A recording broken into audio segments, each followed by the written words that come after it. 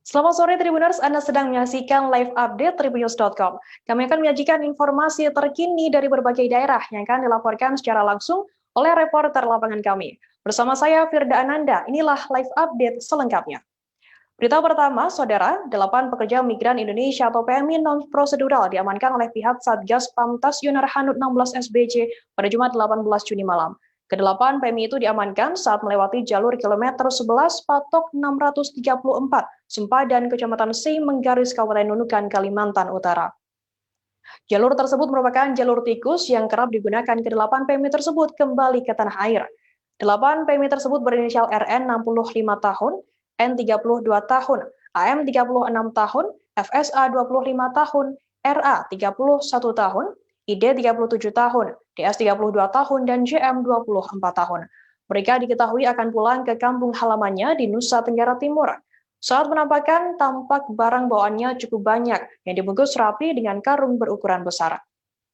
PMI Malaysia ini nekat masuk ke Indonesia tanpa melalui serangkaian pemeriksaan dokumen dan protokol kesehatan. Nah, untuk mengetahui informasi lebih detailnya, Tribuners sudah bergabung bersama saya, wartawan Tribun Kaltar, ada Febrianus Felis. Halo, selamat sore Febrianus. Halo, selamat sore Firda. Febrianus, bisa dijelaskan ke kami bagaimana kronologi penangkapan 8 PMI ini? Baik, 8 PMI yang diamankan oleh Satgas Pamtas Yunarhanud 16 SBC pada Jumat malam setelah mereka diketahui melewati jalur kilometer 11 patok 634 Sempadan, Kecamatan Semenggaris, Kabupaten Nunukan, Kalimantan Utara. Sebagaimana diketahui bahwa Kecamatan Semenggaris ini merupakan salah satu di antara jalur-jalur tikus ataupun jalur ilegal yang kerap kali digunakan oleh pekerja migran kita dari Malaysia untuk masuk atau kembali ke tanah air. Dan 8 PMI tersebut sudah dilakukan swab antigen oleh Satgas Pamtas dan semuanya hasilnya adalah non-reaktif. Dan saat ini mereka sedang melakukan karantina mandiri di Rusunawa, Kabupaten Nunukan. Firda. Oke, selesai diamankan, apa yang dilakukan oleh pihak berwenang terhadap 8 PMI yang menerobos jalur tikus tersebut? Seperti biasa yang dilakukan saat ada pelintas batas di perbatasan RI Malaysia, Satgas Pamtas biasa melakukan pemeriksaan barang bawaan. Ditakutkan bahwa diduga ada barang-barang yang terlarang dibawa masuk kembali ke tanah air sehingga dilakukan pemeriksaan, dan setelah itu mereka melakukan swab antigen, lalu nanti diserahkan kepada BP2MI Nunukan dan pihak imigrasi untuk diproses lebih lanjut. Dan biasanya juga bagi pelintas batas itu biasa mengikuti karantina, wajib mengikuti karantina selama 5 hari di Rusunawa Nunukan sebelum akan dipulangkan kembali ke tanah air. Sebelum akan dikembalikan ke kampung halaman Nusa Tenggara Timur. Dan Satgas Pamtas berkomitmen untuk tetap memperketat jalur-jalur tidak resmi di perbatasan RI Malaysia, karena selama pandemik ini, selama Malaysia melakukan lockdown, banyak sekali pekerja migran kita dari Malaysia yang kemudian kembali ke tanah air melalui jalur ilegal. Ditakutkan ada varian baru COVID-19 yang saat ini sudah diduga masuk di Pulau Sebatik, Malaysia, Firda. Oke, kemudian selesai adanya aksi terobos jalur tikus tersebut, apa tindakan pihak terkait sebagai upaya antisipasi agar hal serupa tidak terjadi kembali? Febrianus? Ya, sejauh ini mengingat jalur-jalur tidak resmi atau jalur-jalur tikus di perbatasan ini sangat banyak, ditambah dengan petugas keamanan yang tidak masih kurang, sehingga membuat kadang petugas-petugas sedikit kewalahan untuk mengatur ini semua. Namun dari informasi yang dihimpun oleh Satgas Pamtas bahwa pihaknya terus berkoordinasi, bersinergi dengan imigrasi dan juga BP2MI agar kejadian yang serupa tidak terjadi lagi. Oke, baik, terima kasih wartawan Tribun Kaltara Febrianus Felis atas laporan Anda. Selamat bertugas kembali. Beralih ke Pekanbaru Riau, Saudara, Bupati Kuansing Andi Putra melaporkan oknum pimpinan di Kejari Kuansing ke Kejaksaan Tinggi Riau atas dugaan pemerasan terhadap dirinya Jumat 18 Juni kemarin. Laporan pengaduan di Kejati Riau ini terkait dugaan pemerasan langsung kepada Bupati Andi Putra oleh salah satu oknum pegawai di Kejari Kuansing senilai 1 miliar rupiah. Penasihat hukum Bupati Andi, Dodi Fernando, menuturkan pemerasan tersebut dilakukan dengan dalil menghilangkan nama Andi dalam surat dakwaan kasus korupsi di Sekretariat Daerah Kuansing. Andi sendiri masih berstatus sebagai saksi dalam kasus korupsi tersebut. Sementara itu, Kepala Kejaksaan Negeri Kuansing, Hadiman, membantah melakukan pemerasan dan menyebut Bupati Kuansing Andi Putra panik lalu mencoba menyerang pribadinya. Nah, untuk mengetahui informasi lebih detailnya, saat ini saya sudah bergabung dengan wartawan Tribun Pekanbaru, ada Rizky Armanda. Halo Rizky, selamat sore. Ya, selamat sore rekan Firda di studio. Rizky, bisa dijelaskan kronologi pemerasan yang dialami oleh Bupati Kuansing dan berapa nominal tepatnya? Ya, terima kasih rekan Firda. Baik, Tribuners, dapat saya informasikan bahwa Bupati Kabupaten Kuansing Andi Putra mendatangi kantor Kejati Riau pada Jumat kemarin. Terlihat Andi didampingi oleh sejumlah stafnya serta salah seorang penasehat hukumnya. Adapun maksud dari kedatangan Bupati Kuansing Andi Putra ini adalah untuk melaporkan atau mengadukan dugaan pemerasan yang dialami oleh dirinya, di mana terlapor dalam hal ini adalah unsur pimpinan yang ada di Kejaksaan Negeri Kabupaten Kuansing. Sempat kami wawancarai salah seorang dari penasehat hukum Andi Putra, yakni Dodi Fernando, bahwa pemerasan ini dilakukan secara langsung kepada Andi Putra dan nilainya mencapai 1 miliar. Adapun tujuan dari uang ini nantinya adalah untuk menghilangkan nama Bupati Kuansing Andi Putra dari dalam surat dakwaan dan menghindari pemanggilan sebagai saksi di sidang kasus dugaan korupsi di Pengadilan Tindak Pidana Korupsi Pengadilan Negeri Pekanbaru. Begitu rekan itu. Kemudian bagaimana tanggapan atau respon pihak Kejati Riau sendiri seusai menerima laporan tersebut, Rizky? Ya, sempat kami konfirmasi kemarin, tanggapan dari Kejati Riau cukup baik dan pihak Kejati Riau menyatakan akan menerima laporan ini dan melakukan proses lebih lanjut begitu. Kemudian apakah ada bantahan mungkin dari pihak Kejari Kuansing sendiri terkait laporan tersebut? Ya, Kepala Kejaksaan Negeri Kuansing Hadiman sempat menyatakan bantahannya terkait adanya dugaan pemerasan, di mana Hadiman juga menuding pihak pelapor ini panik dan seakan-akan ingin membunuh karakter dari dirinya. Bahkan Hadiman sempat menyampaikan bahwa adapun oknum honorer yang sempat disebut-sebut mewakili pihak kejaksaan untuk meminta uang merupakan anak buahnya dulu, namun sudah dipecat dan ada kemungkinan di sini ada unsur sakit hati dari oknum tersebut sehingga mengatasnamakan Kepala Kejari Kuansing dalam meminta uang, begitu rekan Firda. Oke, kemudian mungkin ada tindak lanjut setelah ini yang dilakukan oleh Kejati Riau sendiri terkait laporan tersebut, Rizky? Ya, terkait laporan ini akan ditindaklanjuti oleh pihak Kejati Riau. Dalam hal ini bagian pengawasan. Asisten Intelijen Kejati Riau, Raharjo Budi Kisnanto, menyampaikan bahwa selanjutnya pihak bagian pengawasan akan melakukan penelaahan dan juga proses klarifikasi kepada pihak-pihak terkait. Dalam hal ini juga nanti Kepala Kejaksaan Negeri Kuansing akan dipanggil untuk dimintai keterangan, dan juga pihak Kejati Riau akan berupaya untuk mengumpulkan keterangan dan barang bukti begitu terkait dugaan pemerasan yang sudah dilaporkan oleh Bupati Kuansing tersebut. Begitu rekan Firda. Oke, baik Tribuners, tadi jurnalis kami juga sempat melakukan wawancara dengan Bupati Kuansing Andi Putra dan penasihat hukumnya Dodi Fernando, dan berikut liputannya untuk Anda. Ya, saya melaporkan Kejaksaan Kabupaten Kuansing terhadap pemerasan, dugaan pemerasan terhadap saya. Jadi ini saya laporkan hari ini. Selanjutnya nanti bersama Pak Dodi yang menjelaskan pengacara saya. Jadi semoga dengan laporan saya ini Pak Kejati bisa menindaklanjuti dengan bijaksana, dan isu-isu di Kuansing itu mana tahu ada juga nasibnya sama saya. Saya juga berharap juga bisa melaporkan kepada Pak Kejati kalau untuk ditindaklanjuti. Bisa ditentukan pemerasan itu berupa apa, Pak? Terkait Ya, apa nih, Pak? nanti ini saja Pak Berapa nilainya terus, Pak?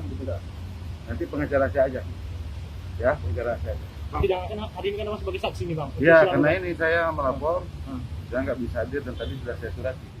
Ini hadir itu pertama adanya dugaan pemerasan langsung kepada Pak Bupati yang disuruh melalui salah satu oknum pegawai kejaksaan dengan dalil meminta uang 1 miliar rupiah untuk menghilangkan nama Pak Bupati ketika itu masih calon bupati, untuk menghilangkan nama Pak Bupati dari surat dakwaan dan agar tidak dipanggil di persidangan pengadilan tipikor. Pertamanya diminta 1 miliar, tidak dipenuhi, kemudian diminta kurang 500 juga, tidak mau juga dipenuhi sama oleh Pak Bupati. Itu dalam kasus korupsi Setda Kuansing, Setda Kuansing. Dan itu juga kan pernah terjadi heboh ketika nama Wakil Bupati Haji Halim hilang dalam surat dakwaan, dan heboh ketika itu oleh kawan-kawan media, kemudian muncul lagi. Beralih ke Samarinda, Saudara, tim gabungan lakukan penyegelan di tempat hiburan malam atau THM, Amore Pub and Karaoke di kawasan Plaza 21 Samarinda lantai 2 pada Jumat 18 Juni kemarin. Amore Pub and Karaoke yang disegel berada di lantai 2 gedung Plaza 21 Jalan Niaga Utara, Kelurahan Pelabuhan, Kecamatan Samarinda Kota. Tim gabungan tersebut terdiri dari petugas Satpol PP, TNI Polri, Kecamatan Samarinda Kota, dan Kelurahan Pelabuhan. Tim menyegel dengan memasang tenda segel di pintu masuk tempat hiburan malam tersebut. Selain itu, aparat juga menutup akses masuk pintu pub dengan garis pembatas saat penyegelan. Tempat hiburan malam tersebut terbukti melakukan pelanggaran peraturan daerah nomor 5 tahun 2013 tentang penyelenggaraan usaha THM di wilayah Kota Samarinda. Nantinya pemilik tempat hiburan malam tersebut akan dikenai sanksi seusai perda tersebut. Untuk mengetahui informasi lebih detailnya, sudah bergabung bersama saya wartawan Tribun Kaltim Muhammad Ridwan. Halo, selamat sore. Halo, selamat sore. Sore Firda. Oke, Ridwan, bisa dijelaskan mengapa dilakukan penyegelan di lokasi tersebut? Oke. Berdasarkan hasil wawancara yang kami lakukan, bahwasanya penyegelan dilakukan lantaran tempat hiburan malam tersebut itu tidak sesuai dengan perda atau peraturan daerah nomor 5 tahun 2013 tentang penyelenggaraan tempat hiburan malam di wilayah Kota Samarinda. Nah, atas dasar tersebut hingga akhirnya diputuskanlah untuk dilakukan penyegelan di kawasan Plaza 21, tepatnya di lantai 2 Plaza 21 Samarinda. Oke, kemudian bagaimana tindak lanjut setelah penyegelan tersebut? Oke, untuk tindak lanjutnya sesuai apa yang disampaikan oleh Kepala Bidang Perundang-undangan RI Satpol PP, bahwasanya akan terus dilakukan pemantauan oleh tim Satpol PP dan juga nantinya ketika mereka melakukan pembukaan kembali, maka pihak Satpol PP akan melakukan penyegelan kembali, dalam artian mereka akan melakukan penertiban tegas.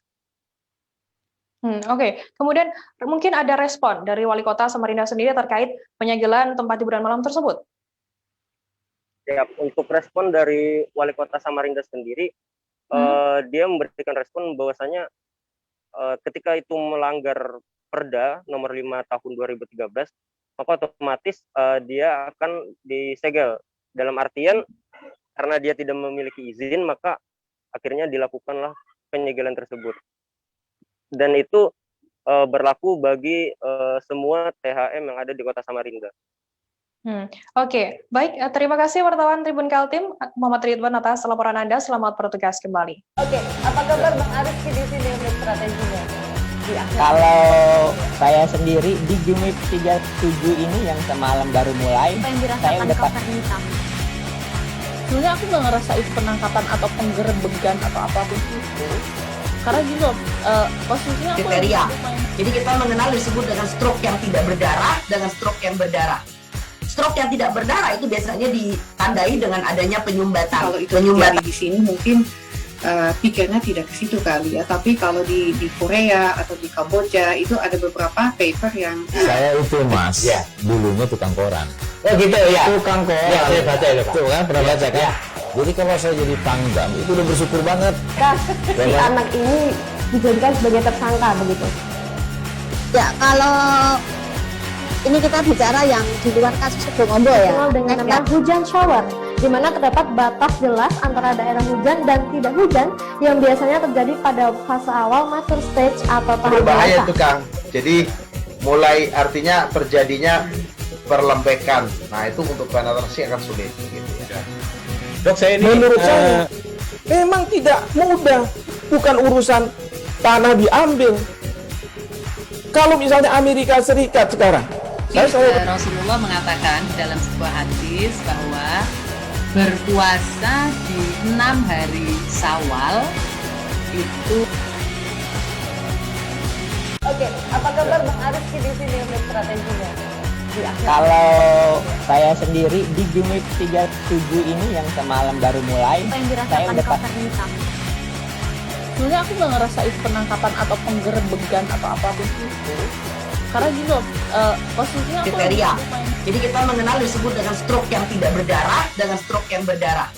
Stroke yang tidak berdarah itu biasanya ditandai dengan adanya penyumbatan. Kalau itu terjadi di sini mungkin pikirnya tidak ke situ kali ya, tapi kalau di Korea atau di Kamboja itu ada beberapa paper yang saya itu Mas, dulunya tukang koran.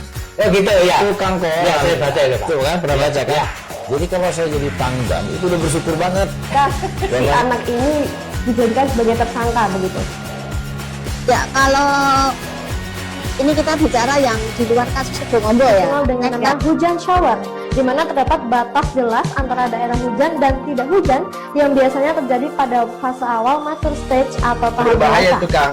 Jadi mulai artinya terjadinya perlembekan. Nah itu untuk penetrasi akan sulit. Gitu ya.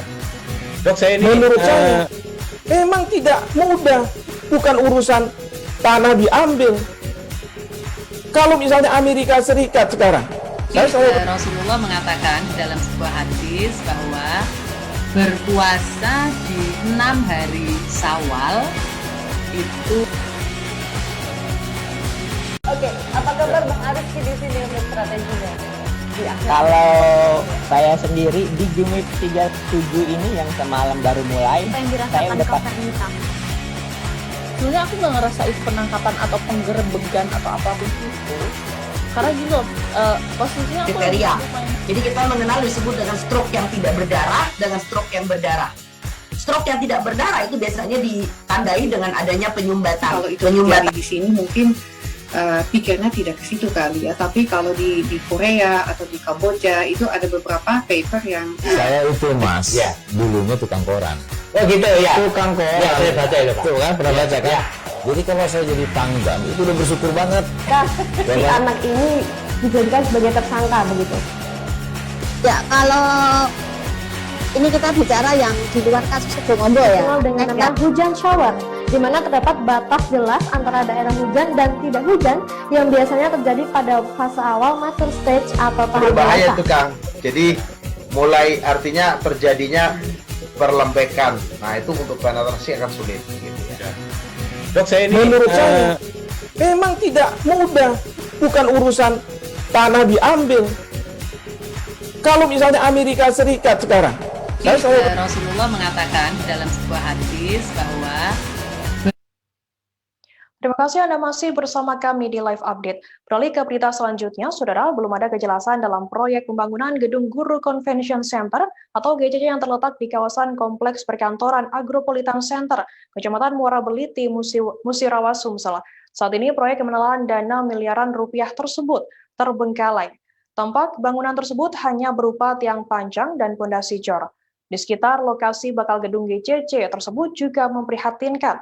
Meski lokasinya dekat, tetapi untuk mencapai GCC cukup sulit. Tak ada jalan untuk menuju gedung GCC yang berada di bagian belakang kantor Dinas Pemuda dan Olahraga Kabupaten Musirawas. Jalan satu-satunya untuk menuju gedung GCC yakni jalan setapak yang menyeruak semak-semak. GCC sendiri sudah menghabiskan dana lebih dari 9,7 miliar rupiah.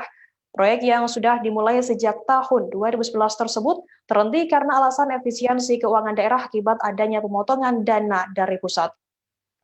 Nah, untuk mengetahui informasi lebih detailnya, sudah bergabung bersama saya wartawan Suripoko ada Ahmad Farouzi. Halo, selamat sore Ahmad Farouzi. Selamat sore rekan Firda. Ahmad, bisa dijelaskan apa tujuan dibangunnya gedung GCC sendiri? Baik, rekan Firda dan pemirsa, saya sampaikan bahwa informasi yang kami terima pembangunan gedung GCC atau Gedung Guru Convention Center di Kabupaten Musirawas Provinsi Sumatera Selatan ini awalnya untuk pusat kegiatan dunia pendidikan. Dari informasi yang kami terima, rencananya gedung ini akan dibangun aula, ruang-ruang seminar, mes, dan fasilitas-fasilitas menyangkut dunia pendidikan lainnya. Sehingga guru-guru atau tenaga pendidikan yang ada di Kabupaten Musirawas yang akan melakukan kegiatan di induk kabupaten itu bisa memanfaatkan gedung GCC ini. Itu tujuan awal didirikannya gedung GCC ini, Mbak Firda. Oke, kemudian mengapa pembangunan ini tidak dilanjutkan kembali? Mungkin bisa diinformasikan ke kami? Baik, kami informasikan dari apa yang kami dapatkan informasi bahwa tidak berkelanjutannya pembangunan gedung GCC ini itu karena adanya efisiensi anggaran, sehingga anggaran daerah tidak mencukupi untuk membangun fasilitas gedung GCC, sehingga yang ada sekarang bisa dilihat itu hanya tiang pancang saja dan cor-cor beton yang belum jadi. Kemudian bagaimana rencana pemerintah daerah terhadap gedung GCC yang saat ini terbengkalai tersebut? Baik, pemerintah daerah belum memiliki rencana pasti terkait dengan kelanjutan pembangunan gedung GCC ini. Namun dari apa yang kami dapatkan informasi di lapangan, bakal gedung GCC ini akan dijadikan Universitas Musirawas, bakal dijadikan lokasi Universitas Musirawas. Namun itu juga belum ada kepastian. Mungkin itu saja. Oke, baik. Terima kasih wartawan Sri Paku Ahmad Faruzi atas laporan Anda. Selamat bertugas kembali. Beralih ke berita selanjutnya, Saudara, jembatan di Dusun 3 Talang Buluh, Banyuasin terancam ambruk lantaran saking banyaknya truk pengangkut tanah yang melintas pada Sabtu 19 Juni. Jalan penghubung Banyuasin Palembang juga tampak mengalami kerusakan. Di bagian tengah jembatan tersebut juga sudah berlubang cukup besar. Masyarakat sekitar berinisiatif memasang batang sebagai tanda agar tidak ada korban yang terperosok ke lubang tersebut. Kerusakan tersebut disebabkan karena adanya puluhan truk tanah yang melintas setiap hari di jembatan itu. Jembatan penghubung Palembang Banyuasin ini sudah sering ambruk di bagian lantainya, namun hanya dilakukan perbaikan secara swadaya dari masyarakat dan pemerintah desa. Truk tanah tersebut kerap melintas di jembatan tersebut dalam kurun waktu 2 minggu terakhir. Diduga aktivitas truk yang mengangkut tanah galian itu juga tidak mengantongi izin. Nah, untuk mengetahui informasi lebih detailnya, sudah bergabung bersama saya wartawan Tribun Sumsel ada M. Ardiansyah. Halo Ardiansyah, selamat sore. Selamat sore rekan Firda. Ardiansyah, bisa dijelaskan di mana tepatnya letak jembatan yang terancam ambruk dan mengapa sampai terancam ambruk? Baik, Tribuners dimanapun berada. Jadi jembatan penghubung antara perbatasan wilayah Palembang dan juga Banyuasin ini berada di Dusun 3, Desa Talang Buluh, Kabupaten Banyuasin. Ini dari pengamatan kita di lapangan bahwa jembatan ini sudah mulai rusak parah karena selalu sering dilewati oleh truk yang setiap hari mengangkut tanah yang berasal dari galian C. Nah ini karena saking seringnya lewat di sini, pada saat melintas, jembatan ini juga sudah terasa goyang. Jadi masyarakat sekitar menginisiasi agar tidak ada kecelakaan ataupun masyarakat yang lewat di situ, sehingga diletakkan pohon pisang, begitu. Oke, kemudian sudah berapa lama aktivitas angkut tanah tersebut melintas di jembatan itu? Berdasarkan informasi yang kita peroleh dari masyarakat sekitar itu, mulai intensifnya itu 2 minggu terakhir ini, dan truk yang melintas terbilang puluhan dalam satu hari, mengangkut tanah dalam tonase yang berlebih, sehingga jembatan kemungkinan tidak kuat menopang dari tonase-tonase truk yang melintas di jembatan ini, rekan Firda. Oke, kemudian bagaimana respon dari Kades sendiri atau pemerintah setempat terkait adanya lubang di jembatan tersebut? Ya, untuk menindaklanjuti itu kami sempat berkomunikasi dengan Kabid Tipuntam Satpol PP Banyuasin, Pak Bustanil. Di situ dari pihak Satpol PP juga belum menerima izin atau pengelolaan pengerukan tanah di wilayah tersebut, sehingga mereka berinisiatif dalam waktu dekat untuk melakukan pengecekan. Bila memang nantinya tidak ada izin atau dianggap ilegal, nanti mereka akan melakukan penghentian secara paksa dari galian yang ada di wilayah Desa Talangbulu. Sedangkan dari PJS Kades Talangbulu sendiri, Ibu Endang, yang kami konfirmasi, ternyata mereka mengetahui, akan tetapi mereka tidak bisa berbuat banyak karena menurut si Kades, izin yang dikeluarkan kemungkinan dari pemerintah provinsi, sehingga mereka tidak bisa berbuat banyak untuk menegur, tetapi hanya mereka meminta agar truk-truk yang melintas tidak melebihi tonase. Namun dari pihak Kades sendiri juga akan berkoordinasi dengan pemerintah Kabupaten Banyuasin untuk mengambil langkah agar jembatan yang menjadi tempat lalu lintas masyarakat antara Palembang dan Banyuasin ini tidak terlanjur ambruk gitu, rekan Firda. Oke, baik Tribuners, tadi jurnalis kami juga sempat melakukan wawancara dengan Kabid Timbum Tam Satpol PP Banyuasin, Bustanil, dan berikut liputannya untuk Anda. Dulu itu akan kita cek langsung apakah galian tersebut masuk ke dalam wilayah Banyuasin atau daerah Palembang. Nah, nanti tim dari Satpol PP akan operasi secara langsung, dan apabila memang itu masuk dalam wilayah Banyuasin akan kita tindaki. Mungkin mengenai infrastruktur yang rusak, mungkin salah satu kita akan tegur pemilik galian. Juga perlu kalau memang tidak bisa kita tegur, akan kita tutup usaha galiannya. Beralih ke Padang, Saudara, Jalan Sultan Syahrir dekat perlintasan kereta api Kota Padang, Sumatera Barat berlubang besar hingga mengakibatkan pengendara motor terjatuh. Bahkan warga sekitar mengaku setiap hari ada pengendara yang jatuh akibat lubang besar tersebut. Lubang itu akan terisi air apabila hujan deras melanda wilayah tersebut, sehingga hal itu mengakibatkan seringnya kecelakaan terjadi di wilayah itu. Selain sepeda motor dan kendaraan roda 4, jalan ini juga sering dilewati truk. Bahkan ada kalanya jalan terasa bergetar bila truk yang lewat membawa muatan. Warga sekitar jalan berlubang di Jalan Sultan Syahrir, persisnya jelang perlintasan rel kereta api Stasiun Bukit Putuih, Teluk Bayur, Kota Padang, berinisiatif mencor jalan berlubang tersebut. Dikabarkan jalan berlubang itu sudah berulang kali disemen, namun akan kembali berlubang setelah beberapa hari, apalagi terlebih setelah turun hujan. Nah, untuk mengetahui informasi lebih detailnya, sudah bergabung bersama saya wartawan Tribun Padang, ada Rima Kurniati. Selamat sore, Rima. Halo, selamat sore, Rima. Selamat sore, Firda. Rima, bisa digambarkan bagaimana kondisi jalan menuju Pelabuhan Teluk Bayur yang dikatakan tadi berlubang?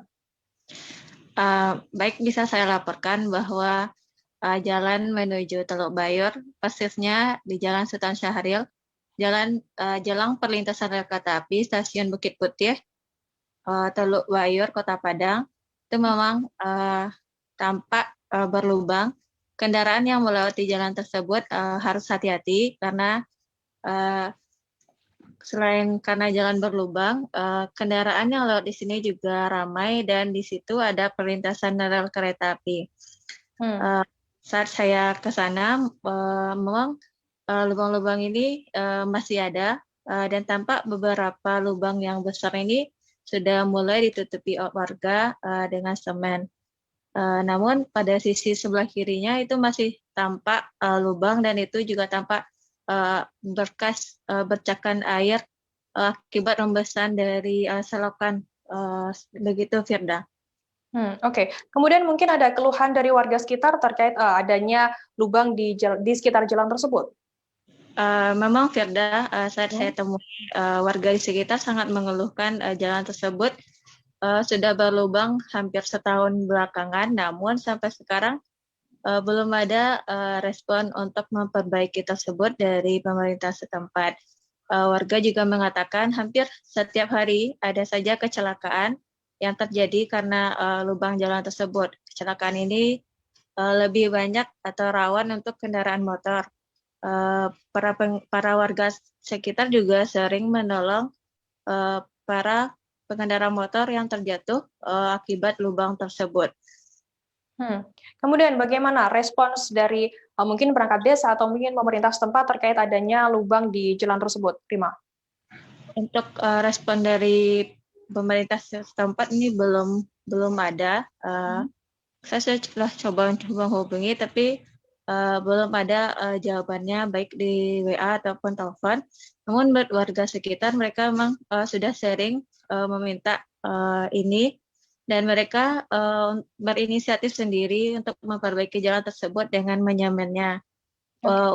Mereka mengumpulkan uang sumbangan antar sekitar dan juga minta uang sumbangan ke jalan, kemudian membeli pasir, semen, dan para pemuda sekitar berinisiatif untuk menambal jalan yang berlubang ini. Namun mereka mengakui jalan tersebut yang mereka kasih scor itu tidak tahan lama, terlebih saat hujan jalan tersebut akan kembali lagi berlubang. Begitu, Firda. Oke, baik ya. Terima kasih wartawan Tribun Padang, Rima Kurniati atas laporan Anda. Selamat bertugas kembali. Selanjutnya jeda kami akan kembali dengan informasi menarik lainnya, tetap di Live Update. Oke, apa kabar Bang Ariski di sini untuk strateginya? Kalau saya sendiri di Gumip 37 ini yang semalam baru mulai, saya udah sebenarnya aku nggak ngerasa itu penangkapan atau penggerebegan atau apapun itu, karena gini loh, posisinya kriteria. Jadi kita mengenal disebut dengan stroke yang tidak berdarah dengan stroke yang berdarah. Stroke yang tidak berdarah itu biasanya ditandai dengan adanya penyumbatan. Kalau itu terjadi di sini mungkin pikirnya tidak ke situ kali ya, tapi kalau di Korea atau di Kamboja itu ada beberapa paper yang saya itu Mas, ya, dulunya tukang koran. Oh gitu ya. Tukang koran. Ya, saya baca itu Pak. Tuh kan pernah baca kan? Ya. Jadi kalau saya jadi Pangdam itu udah bersyukur banget. Si anak ini dijadikan sebagai tersangka begitu. Ya, kalau ini kita bicara yang di luar kasus Sebongombo ya. Dengan nama hujan shower, di mana terdapat batas jelas antara daerah hujan dan tidak hujan yang biasanya terjadi pada fase awal mature stage atau tahap berbahaya dewasa. itu Kang. Jadi mulai artinya terjadinya perlembekan. Nah itu untuk penetrasi akan sulit. Gitu ya. Dok, saya ini menurut saya memang tidak mudah, bukan urusan tanah diambil. Kalau misalnya Amerika Serikat sekarang, Rasulullah mengatakan dalam sebuah hadis bahwa berpuasa di 6 hari Syawal itu. Oke, apa kabar Bang Ariski di sini untuk strateginya? Kalau saya sendiri di Gumip 37 ini yang semalam baru mulai, saya udah sebenarnya aku nggak ngerasa itu penangkapan atau penggerebegan atau apapun itu, karena gini loh, posisinya kriteria. Jadi kita mengenal disebut dengan stroke yang tidak berdarah dengan stroke yang berdarah. Stroke yang tidak berdarah itu biasanya ditandai dengan adanya penyumbatan. Kalau itu terjadi di sini mungkin pikirnya tidak ke situ kali ya, tapi kalau di Korea atau di Kamboja itu ada beberapa paper yang saya itu Mas, ya, dulunya tukang koran. Oh gitu ya. Tukang koran. Ya, saya baca itu Pak. Tuh kan pernah baca kan? Ya. Jadi kalau saya jadi Pangdam itu udah bersyukur banget. Si anak ini dijadikan sebagai tersangka begitu. Ya, kalau ini kita bicara yang di luar kasus Sebongombo ya. Dengan nama hujan shower, di mana terdapat batas jelas antara daerah hujan dan tidak hujan yang biasanya terjadi pada fase awal mature stage atau tahap berbahaya dewasa. itu Kang. Jadi mulai artinya terjadinya perlembekan. Nah itu untuk penetrasi akan sulit. Gitu ya. Dok, saya ini menurut saya memang tidak mudah, bukan urusan tanah diambil. Kalau misalnya Amerika Serikat sekarang, Rasulullah mengatakan dalam sebuah hadis bahwa berpuasa di 6 hari Syawal itu. Oke, apa kabar Bang Ariski di sini untuk strateginya? Kalau saya sendiri di Gumip 37 ini yang semalam baru mulai, saya udah sebenarnya aku nggak ngerasa itu penangkapan atau penggerebegan atau apapun itu, karena gini loh, posisinya kriteria. Jadi kita mengenal disebut dengan stroke yang tidak berdarah dengan stroke yang berdarah. Stroke yang tidak berdarah itu biasanya ditandai dengan adanya penyumbatan. Kalau itu terjadi di sini mungkin pikirnya tidak ke situ kali ya. Tapi kalau di Korea atau di Kamboja itu ada beberapa paper yang Saya itu Mas, dulunya tukang koran. Oh gitu ya. Tukang koran. Ya, saya baca itu Pak. Tuh kan, pernah baca kan? Ya. Jadi kalau saya jadi Pangdam itu udah bersyukur banget. Si anak ini dijadikan sebagai tersangka begitu. Ya, kalau ini kita bicara yang di luar kasus Subombo ya. Dengan nama hujan shower, di mana terdapat batas jelas antara daerah hujan dan tidak hujan yang biasanya terjadi pada fase awal mature stage atau tahap Berbahaya dewasa. itu Kang. Jadi mulai artinya terjadinya perlembekan. Nah itu untuk penetrasi akan sulit. Gitu ya. Dok, saya ini menurut saya memang tidak mudah, bukan urusan tanah diambil. Kalau misalnya Amerika Serikat sekarang, Rasulullah mengatakan dalam sebuah hadis bahwa berpuasa di 6 hari Syawal itu. Terima kasih Anda masih bersama kami di Live Update. Beralih ke berita selanjutnya, Saudara. Politisi senior PDIP Haryadi Sabtono dikabarkan meninggal dunia pada hari ini, Sabtu 19 Juni, sekira pukul 4 dini hari tadi. Haryadi meninggal seusai mendapatkan perawatan di RSUD Dr. Muar di Kota Solo selama kurang lebih 12 hari. Jenazah beliau kemudian diantarkan ke rumah duka setelah semua prosedur dari rumah sakit selesai. Haryadi sempat koma selama 9 hingga 10 hari saat dirawat di rumah sakit. Jenazah tiba di rumah duka di Jalan Sri Narendra RT 1 RW 4 Kelurahan Panularan, Kecamatan Lawean, Kota Solo pada pukul 9 tadi pagi. Untuk mengetahui informasi update terkininya, sudah bergabung bersama saya wartawan Tribun Solo ada Adi Surya Samodra. Halo, selamat sore Adi. Ya, selamat sore. Adi bisa mungkin dijelaskan bagaimana bisa dijelaskan sosok koordinator tim SES Gibran tersebut Haryadi Sabtono yang meninggal dunia pada hari ini. Iya, untuk pada hari ini politisi senior PDIP Perjuangan sekaligus tim sukses Gibran Raka Buming Raka pada Pilkada 2020 kemarin meninggal dunia. Haryadi Sabtono meninggal dunia setelah dirawat di RSUD Muardi selama 15 hari. Dan 2 hari sebelumnya beliau sempat mengeluhkan bahwa kaki kanannya itu membiru dan ada sejumlah bintik di sana. Dan setelah melakukan pengecekan diduga beliau mengalami penyakit gula dan hingga akhirnya menghembuskan nafas terakhirnya pada hari ini sekira pukul 4 pagi tadi. Dan kemudian saat ini jenazah korban jenazah dari Haryadi sudah dimakamkan. Oke, dari pihak keluarga sendiri mungkin bisa diinformasikan ke kami, almarhum Haryadi sendiri akan dimakamkan di mana? Dan tadi untuk pemakamannya dilakukan di TPU Tasikmalaya dan protokol kesehatan tetap dilakukan di lokasi pemakaman. Oke, mungkin bisa diinformasikan lebih detail ke kami, adakah tokoh-tokoh yang hadir di rumah duka pada hari ini dan siapa saja yang hadir di sana? Ya, dari pantauan Tribun Solo sendiri, sejumlah tokoh memang hadir di rumah duka. Di antaranya Wakil Wali Kota Solo Teguh Prakoso, kemudian ada Ketua DPRD Budi Prasetyo, kemudian juga ada Ketua Askot PSSI Kota Solo Paulus hadir di lokasi rumah duka. Oke, baik. Terima kasih wartawan Tribun Solo Adi Surya Samodra atas laporan Anda. Selamat bertugas kembali. Beralih ke berita selanjutnya, Saudara, seorang pimpinan media online Marasalem Harahap di Kota Pematang Siantar dan Simalungun tewas usai ditembak orang tak dikenal pada Sabtu 19 Juni. Korban ditemukan tewas di dalam mobilnya di kawasan Nagori Karanganyar, Kabupaten Simalungun. Lokasi ditemukannya korban ini juga tak jauh dari kediaman korban. Korban dibawa ke Rumah Sakit Vital Insani Pematang Siantar seusai ditemukan di dalam mobil.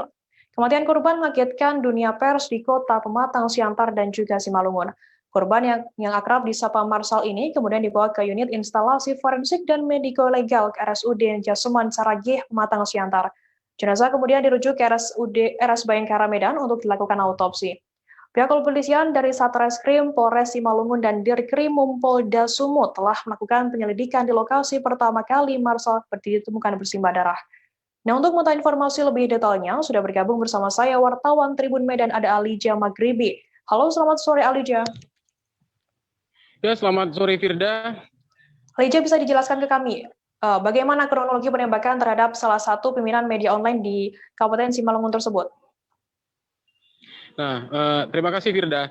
Nah, duka bagi insan pers Simalungun dan Pematang Siantar menyelimuti mulai dari tadi malam, Jumat tengah malam sampai dengan Sabtu dini hari tadi, di mana mengetahui kabar bahwasanya salah satu pimpinan media online lokal di Kota Pematang Siantar dan Simalungun, Marsal Harahap, meninggal dunia. Nah, informasi yang kami terima dari pihak kepolisian bahwasanya Marsal ditemukan meninggal dunia di mobilnya saat menuju pulang ke rumah. Nah, hanya beberapa ratus meter dari jarak beliau ditemukan dari rumahnya. Kemudian jenazah kemudian dibawa ke Rumah Sakit Vita Insani Pematang Siantar. Namun sayang karena sudah penuh luka di bagian kaki paha sebelah kiri.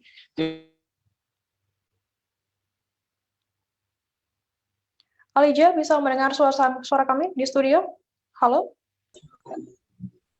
Jenazah kemudian dibawa ke Rumah Sakit Bayangkara Medan. Demikian, Firda. Oke. Kemudian Alija, bagaimana rekan sejawat media setelah mendapat kabar bahwa Marsal ditembak hingga meninggal dunia? Nah, Marsal sendiri tergabung di Serikat Media Cyber Indonesia. Nah, khusus kalangan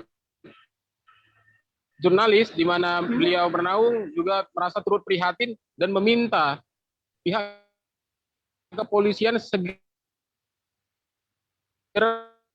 mengungkap kasus ini. Di Sekat Visi Indonesia, Pematang Siantar dan Simalungun, Aji Medan juga merasakan turut berduka cita yang sedalamnya dan berharap kasus ini segera diusut untuk pers di Kota Pematang Siantar dan Simalungun. Demikian, Firda. Oke. Kemudian Alija, bisa dijelaskan kami bagaimana sejauh ini perkembangan penyelidikan dari pihak berwajib sendiri? Nah, pihak Satreskrim Polres Simalungun dibantu dengan Direktorat Kriminal Umum Polda Sumatera Utara telah menyisir lokasi sekitar mobil di mana Marsal ditemukan meninggal dunia. Nah, penyisiran dilakukan terus-menerus dan di sekitar lokasi dipasangi oleh garis polisi.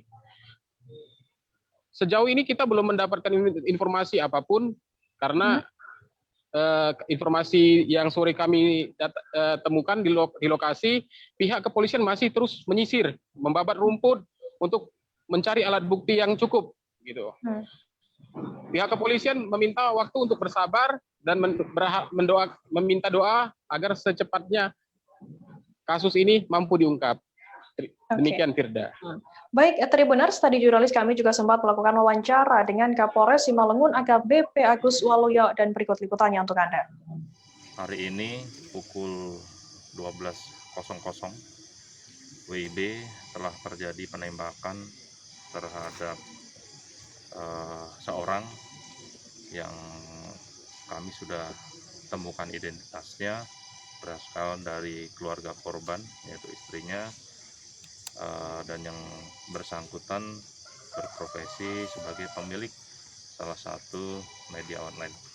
Dan kehadiran saya di sini yaitu untuk memastikan bahwa penyidik ya, dalam melaksanakan TP-TKP, olah TKP dan penanganan perkara ya dilaksanakan sesuai dengan SOP dan prosedur daripada proses penyelidikan dan penyidikan. Demikian, terima kasih.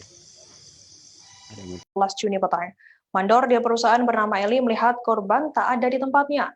Korban sendiri diketahui bekerja sebagai penjaga mesin air di rawa kompleks perusahaan di Desa Dukong, Simpang Pesak, Belitung Timur. Mandor perusahaan merasa ada kejanggalan seusai 1 jam menunggu korban. Seusai curiga, mandor tersebut langsung melaporkan kejadian itu ke kepala dusun dan kepala desa setempat. Warga bersama Polsek Dendang, BPBD Belitung Timur, Tagana, Basarnas, dan juga TNI AL kemudian melakukan pencarian terhadap korban. Di TKP, pihak kepolisian menemukan motor, dompet, ponsel, dan identitas korban. Menurut informasi, karyawan di perusahaan tersebut kerap kali melihat buaya besar timbul dan berjemur di pinggir rawa. Dan untuk mengetahui informasi update terkini hilangnya penjaga mesin air tersebut, sudah bergabung bersama saya wartawan Pos Belitung ada Brian Bimantoro. Halo, selamat sore Brian. Selamat sore Firda. Brian, mungkin bisa dijelaskan bagaimana kronologi hilangnya penjaga mesin air tersebut? Baik Firda, bisa saya laporkan bahwa hari ini kembali terjadi peristiwa manusia versus buaya yang terjadi di Desa Simpang Pesak, Kabupaten Belitung Timur. Warga atas nama Jupri Ahmad yang berusia 53 tahun sedang bekerja ataupun sedang bersiap untuk pulang bekerja dari tempatnya dan bersama dengan 4 orang lainnya. Rekan kerja korban bernama Mustadi mengatakan bahwa saat pulang dari tempat bekerja, korban atas nama Jupri ini memohon izin untuk mencuci tangannya terlebih dahulu sebelum pulang ke campnya di perusahaan tersebut. Kemudian ketika Jupri ini tidak datang ke camp tersebut setelah beberapa waktu, Mustadi curiga dan kembali menghampiri Jupri di lokasi kerja tersebut. Namun hanya ditemukan motor, dompet, dan HP dari si korban. Kemudian Mustadi, rekan kerja korban tadi, juga sempat melihat adanya cakaran tangan di tepian kolong atau tepian sungai tempat dia bekerja. Dan Mustadi menduga bahwa Jupri hilang di bawah buaya ke dalam kolong tersebut. Begitu nih. Kemudian proses evakuasi sendiri di sana, mungkin ada fakta-fakta terbaru yang terungkap, Brian?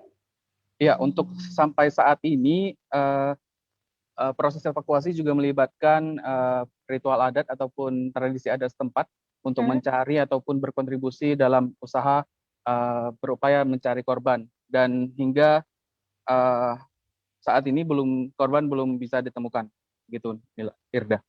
Oke, mungkin sudah ada tanda-tanda korban ditemukan atau mungkin bagaimana informasinya terbaru? Menurut dari data dan Posar Belitung, Rahmatullah Hashim mengatakan bahwa tanda-tanda korban sampai saat ini masih nihil, namun masih akan terus dilanjutkan untuk proses evakuasi SAR sendiri sampai dengan 7 hari sesuai dengan SOP pencarian korban dari Basarnas sendiri. Dari tim Basarnas juga sempat kesulitan karena di medan lokasi tempat kejadian perkara ini ditemukan banyaknya ranting sehingga ditakutkan untuk terkena dengan rubber boat untuk pencarian korban. Juga di dalam proses evakuasi tadi tim SAR gabungan sempat melihat adanya buaya yang berkeliaran di sekitaran pencarian korban, sehingga dari tim SAR gabungan harus ekstra hati-hati. Begitu, Firda. Oke. Kemudian, Brian, apa upaya pemerintah terkait untuk mengeliminasi konflik buaya dan versus manusia ini? Baik, Firda, sebagai informasi, minggu lalu pada tanggal 13 Juni 2021 juga terjadi konflik serupa manusia yang diterkam oleh buaya atas nama Edi Pradesa, dan beberapa saat lalu saya sempat mewawancarai Bupati Belitung Timur, Burhanuddin. Dia mengatakan bahwa beberapa waktu ke depan bakal mengundang Badan Konservasi Sumber Daya Alam Bangka Belitung dan akan mendiskusikan bagaimana solusi dari mengatasi konflik atau mengeliminasi konflik manusia dan buaya ini.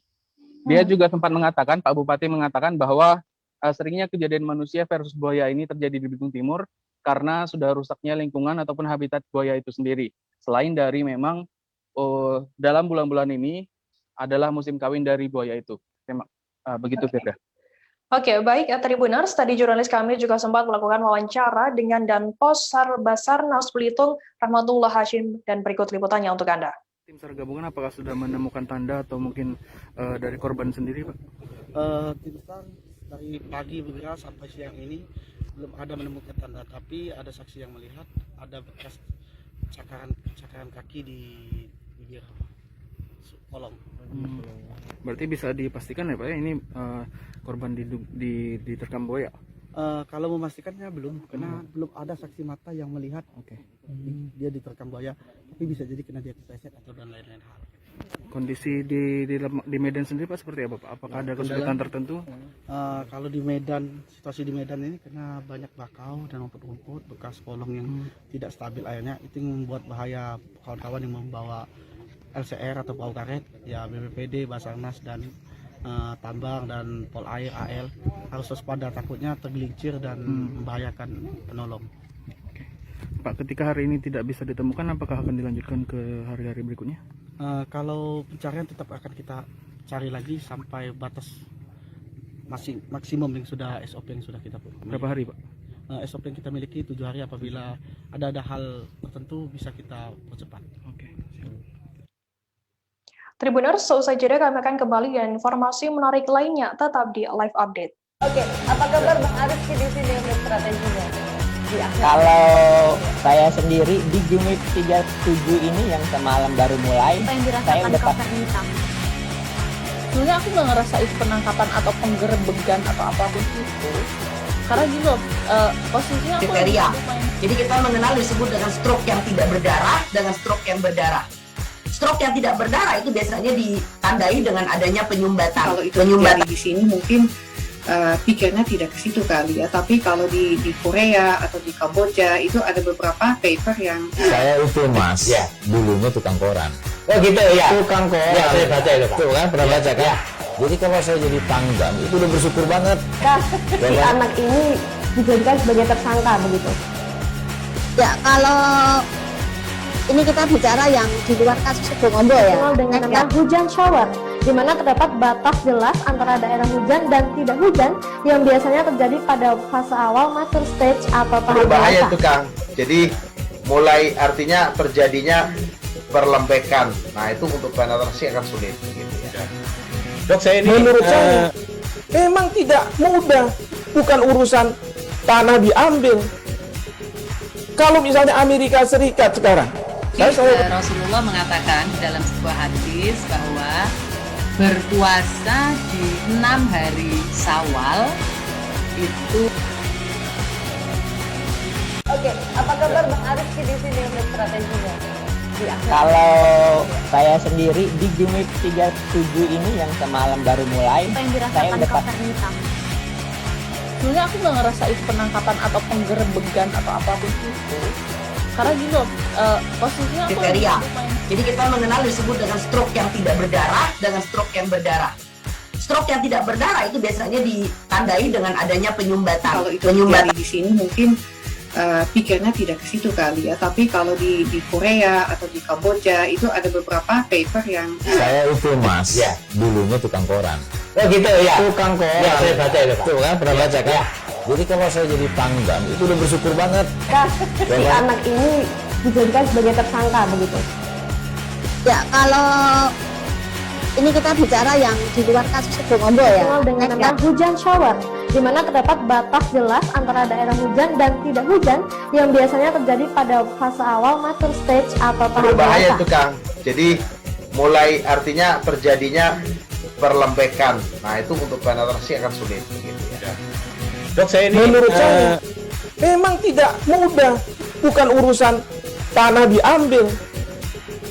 Kalau misalnya Amerika Serikat sekarang, Rasulullah mengatakan dalam sebuah hadis bahwa berpuasa di 6 hari Syawal itu. Oke, apa kabar Bang Arif di sini untuk strateginya? Kalau saya sendiri di Gimik 37 ini yang semalam baru mulai, saya udah sebenarnya aku nggak ngerasa itu penangkapan atau penggerebegan atau apapun itu, karena gini loh, posisinya aku kriteria. Jadi kita mengenal disebut dengan. Terima kasih Anda masih bersama kami di Live Update. Beralih ke Pontianak, Saudara, Wali Kota Pontianak, Kalimantan Barat, Edi Rusdi Kamtono, dibawa ke RSUD Sudarso untuk mendapat perawatan medis. Edi sebelumnya menjalani isolasi mandiri di rumahnya sejak Selasa, 15 Juni karena terinfeksi COVID-19. Edi terkonfirmasi positif COVID-19 sejak 15 Juni. Sebelumnya Edi mengalami demam selama beberapa hari. Edi menerangkan saat ini ia sudah menjalani isolasi mandiri di rumahnya.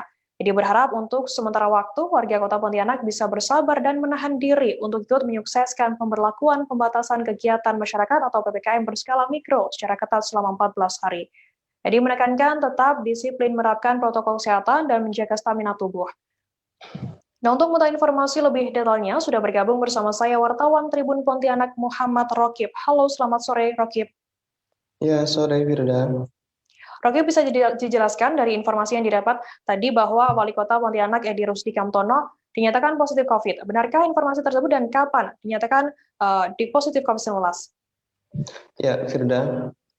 Sebelumnya saya melaporkan langsung dari Kota Pontianak, Kalimantan Barat, di mana memang pada 15 Juni 2021 saat kami konfirmasi kepada Wali Kota Pontianak bahwa memang benar dirinya dinyatakan positif COVID-19 berdasarkan hasil tes swab PCR pada Selasa 15 Juni 2021 sore. Sebelumnya dari pengakuan Wali Kota Pontianak bahwa sejak Sabtu memang beliau mengalami meriang sampai demam, sampai ketika pada Selasa itu beliau melakukan swab test PCR di lab Untan itu, dan hasilnya pada hari itu juga pada sore hari dinyatakan positif COVID-19, dan pada waktu itu kondisi beliau memang sedikit demam selama beberapa hari itu, dan setelah itu maka beliau langsung melakukan isolasi mandiri di rumahnya seperti itu, Firda. Oke, kemudian mungkin bisa diinformasikan ke kami lebih update-nya kondisi terkini Wali Kota Pontianak sendiri. Ya, memang selama beberapa hari sejak 15 Juni 2021 itu beliau melaksanakan isolasi mandiri sampai tadi malam, yaitu tepatnya pada maghrib itu beliau dibawa ke Rumah Sakit Sudarso Kota Pontianak untuk menjalani perawatan lebih lanjut. Namun kondisi beliau memang masih stabil, hanya saja dilakukan perawatan isolasi di rumah sakit untuk lebih mudah dipantau oleh dokter tentang kesehatan Wali Kota Pontianak seperti itu. Tadi kami sudah update tentang informasi kesehatan beliau dari Dinas Kesehatan Provinsi Kalimantan Barat bahwa memang kondisi beliau masih stabil seperti itu, baik dari oksigen maupun dengan kondisi kesehatan lainnya seperti itu, Firda. Oke, baik ya Tribuners, tadi jurnalis kami juga sempat melakukan wawancara dengan Kepala Dinas Kesehatan Provinsi Kalimantan Barat Harrison, dan berikut liputannya untuk Anda. Dan ada batuk, jadi Pak Edi kepingin agar benar-benar kondisi kesehatannya bisa setiap hari dipantau oleh dokter ya. Untuk itu Pak Edi dan keluarga memutuskan untuk istirahat dulu di rumah sakit. Setiap hari nanti akan dipantau oleh dokter-dokter di rumah sakit. Ya, kita sudah melakukan tes PCR terhadap keluarga Pak Edi ya. Jadi hanya Pak Edi sendiri yang positif ya. Nah, tapi nanti kita akan lihat lagi 5 hari ke depan ya. 5 hari ke depan nanti akan kita PCR lagi keluarganya, keluarga inti ya. Nah, kalau memang nanti positif, kita akan berikan obat-obatan kalau memang nanti OTG. Berapa lama akan isolasi di rumah sakit? Siapa? Pak Edi. Pak Edi ini kan sebenarnya dia dirawat di ruang ICU ya. Tergantung nanti dari perkembangan kesehatan beliau ya. Kalau nanti memang demamnya sudah turun ya, tidak ada batuk-batuk lagi, nah ini kan segera akan dipindahkan, tidak lagi di ruang ICU tapi kita pindahkan ke ruang biasa ya. Nah selanjutnya kalau memang sudah stabil, Pak Edi akan kita persilakan untuk istirahat di rumah. Kita beralih ke Jepara, Saudara. Bupati Jepara, Dian Kristiandi, mengeluarkan kebijakan 2 hari di rumah saja yang berlangsung pada akhir pekan hari ini, yakni Sabtu 19 Juni hingga Minggu 20 Juni nanti. Kebijakan ini tertuang dalam Surat Edaran Bupati Jepara nomor 443.5/2337. Kebijakan berlaku kepada semua masyarakat kecuali di sektor esensial dan unsur yang ditetapkan sebagai objek vital nasional. Aktivitas perekonomian di pasar tetap diperbolehkan, namun tetap harus menerapkan protokol kesehatan. Andi menerangkan kebijakan tersebut diberlakukan untuk menekan angka penyebaran COVID-19 di Kabupaten Jepara sendiri. Untuk itu, ia mengajak masyarakat mematuhi kebijakan tersebut. Andi juga meminta Satgas berkoordinasi dengan pihak terkait untuk mengawal kebijakan ini, dengan cara melakukan tes swab antigen secara acak kepada warga yang kedapatan tidak mematuhi ketentuan 2 hari di rumah saja. Nah, untuk mengetahui informasi lebih detailnya, sudah bergabung bersama saya wartawan Tribun Jateng M. Yunan Setiawan. Halo, selamat sore Yunan. Sore Firda. Yunan, bisa dijelaskan ke kami bagaimana kondisi pusat kota Jepara sendiri setelah adanya kebijakan 2 hari di rumah saja? Ya, berdasarkan pantauan saya di pusat kota di Jepara, terutama di wilayah alun-alun Jepara, suasananya memang cukup sepi saat ini. Kendaraan lalu lalang itu sangat berkurang dan PKL juga terlihat sangat jarang sekali. Ini menyusul dengan kebijakan 2 hari di rumah saja dari Bupati Jepara Dian Kristiandi. Kemudian apakah ada ruas jalan yang mungkin ditutup terkait adanya kebijakan 2 hari di rumah saja? Kalau merujuk dari surat edaran Bupati Jepara memang tidak ada jalan yang ditutup, tapi pantauan saya di sekitar alun-alun ada jalan-jalan kecil yang memang ditutup. Ini mungkin untuk mencegah kerumunan agar tidak ada yang nongkrong-nongkrong di daerah situ. Oke. Kemudian bagaimana aktivitas perekonomian setelah adanya kebijakan tersebut di Kabupaten Jepara sendiri? Ya, dengan adanya 2 hari di rumah saja ini, Bupati Jepara, Dian Kristianti masih membolehkan aktivitas perekonomian seperti di pasar, itu tetap diperbolehkan beraktivitas, tapi dengan ketentuan menerapkan protokol kesehatan secara ketat. Kemudian apa saja yang dibatasi dalam penerapan kebijakan ini? Mungkin bisa diinformasikan ke kami? Di 2 hari di rumah saja ini, Bupati Jepara juga meminta semua pengelola tempat wisata, objek wisata yang dikelola oleh pemerintah Kabupaten Jepara atau pemerintah desa, baik yang dikelola pemerintah dan swasta, itu ditutup selama terhitung sejak 14 Juni sampai 28 Juni.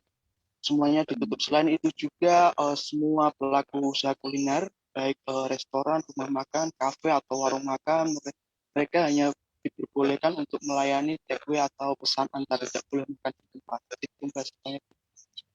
Oke. Kemudian apa adakah tindakan yang dilakukan Pemkab Jepara sendiri terkait warga yang mungkin tidak mematuhi kebijakan ini? Bupati Jepara Dian Kristianti meminta Satgas penanganan COVID untuk berkoordinasi dengan pihak terkait, juga untuk Satgas Jogotongo untuk menjaring warga yang tidak mematuhi 2 hari di rumah saja ini untuk melakukan swab secara acak.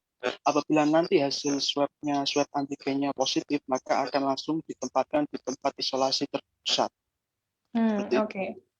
Oke, baik. Terima kasih wartawan Tribun Jateng M. Yunam Setiawan atas laporan Anda. Selamat bertugas kembali.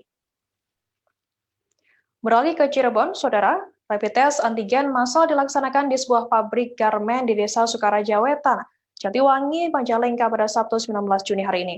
Sebanyak 127 dinyatakan reaktif dari 1.900 karyawan di pabrik yang berada di Jalan Rawa, Jatiwangi, Cikasong tersebut. Penyebaran COVID-19 di pabrik garmen tersebut bermula saat seorang karyawan mengalami gejala mengindikasikan terpapar virus COVID-19. Indera penciuman karyawan tersebut tidak berfungsi. Mengetahui hal tersebut, kemudian pihak perusahaan melakukan tracing kepada karyawan yang berkontak erat. Hasilnya ditemukan ada 5 orang yang dinyatakan reaktif. Untuk mencegah meluasnya penyebaran COVID-19 di pabrik, pihaknya lalu melakukan tes rapid antigen kepada seluruh karyawan. Nah, untuk mengetahui informasi lebih detailnya, sudah bergabung bersama saya wartawan Tribun Cirebon ada Eki Yulianto. Halo, selamat sore Eki. Halo, selamat sore Eki. Ya, selamat sore Firda. Eki, bisa dijelaskan ke kami bagaimana disampaikan kronologi awal ditemukannya ratusan karyawan yang reaktif hasil rapid antigennya? Ya, adanya ratusan karyawan di PT HGA di Kecamatan Jatiwangi, Kabupaten Majalengka itu berawal dari adanya salah satu karyawan yang mengeluhkan gejala hilangnya indera penciuman. Hal itu membuat pihak dari perusahaan melakukan tracing kepada orang-orang yang berada di sekitar karyawan tersebut, yang khususnya yang berkontak erat ya. Lalu dari tracing tersebut ditemukan 5 orang reaktif. Untuk mencegah terus terjadinya penyebarannya semakin luas, pihak perusahaan lalu melakukan tindakan tes PCR kepada 5 karyawan tersebut. Hasilnya dua dari 5 karyawan tersebut dinyatakan positif COVID-19. Oke. Langkah selanjutnya pihak perusahaan lalu memulangkan kedua karyawan tersebut yang dimana berasal dari Bandung dan Jakarta. Sementara untuk mencegah terjadinya semakin meluas, pihak Satgas COVID juga melakukan imbauan agar pihak perusahaan menutup sementara aktivitas selama beberapa hari ke depan. Demikian. Oke, kemudian mungkin bisa diinformasikan ke kami langkah apa saja yang dilakukan Satgas untuk mencegah penyebaran COVID-19 khususnya di sekitar pabrik sana? Ya, Satgas COVID Kabupaten Majalengka sudah menginstruksikan kepada pihak perusahaan agar menutup segala aktivitas untuk beberapa hari ke depan. Selain itu, pihak Satgas juga sudah melakukan koordinasi dengan puskesmas di mana karyawan itu berasal. Pihak perusahaan sebelumnya sudah melakukan pemulangan kepada karyawan yang dinyatakan reaktif maupun yang positif. Nah, bagi karyawan yang berasal dari Jatiwangi sendiri, pihak Satgas sudah melakukan tracing dan sudah mencatat sejumlah anggota keluarga karyawan tersebut untuk melakukan tes rapid antigen. Demikian. Oke, baik ya Tribuners, tadi jurnalis kami juga sempat melakukan wawancara dengan Nita, HRD PT HGA Jatiwangi Majalengka, dan berikut liputannya untuk Anda. Kemarin testing antigen itu ada sekitar 127 yang dinyatakan reaktif dari hasil antigen. 127 karyawan itu kita langsung pulangkan kemarin, diantarkan langsung ke rumah masing-masing, langsung diisolasi mandiri.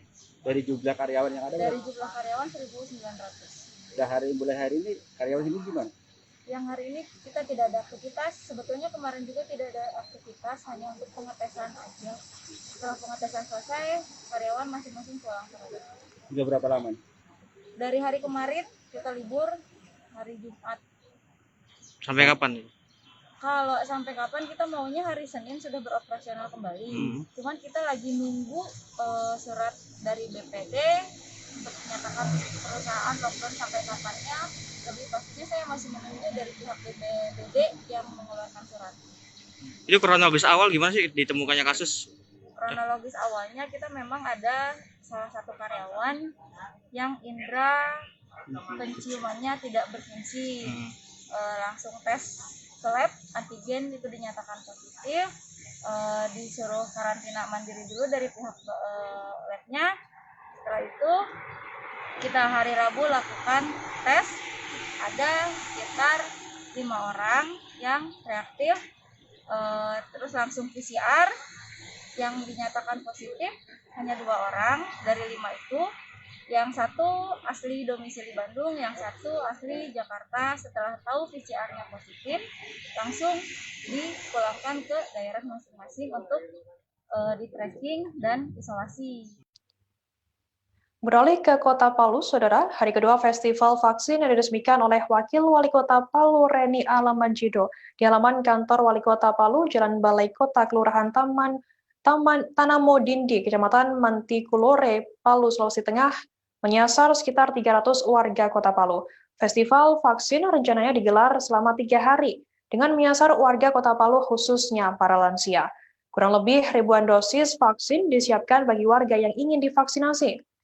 Festival vaksin dibuka sejak pukul 7 pagi waktu Indonesia Tengah hingga pukul 2 siang waktu Indonesia Tengah selama 3 hari. Reni Alamanjido mengharapkan jumlah warga Kota Palu minimal 80% sudah divaksinasi.